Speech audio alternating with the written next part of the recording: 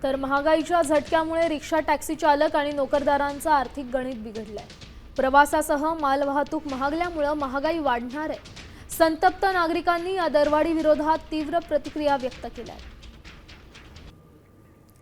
नागरिकांच्या प्रतिक्रिया जाणून घेतल्यात आमच्या प्रतिनिधी मयूर राणे यांनी। पाहूया।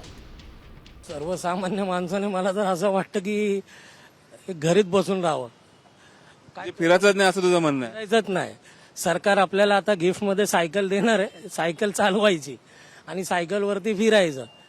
आणि दुधाचं काय करायचं, आपल्याकडे गव्हाचं पीठ आपण आणतो, आता उपाशी तर राहणार नाही, तर गव्हाच्या पिठाचं दूध बनवून आपण आपल्या मुलांना पाजायचं। म्हणजे जसे आपले पूर्वज करत होते दुधाचं तसं। हो नक्कीच असंच करावं लागणार आहे, पर्यायच नाही ना, जगायचं तर आहे। मोदी साहेब बोलले की तुम्ही प्रत्येक गोष्टीचा आता हे करा, सीएनजी टाळा, डिझेलचा वापर कमी करा, हे ते।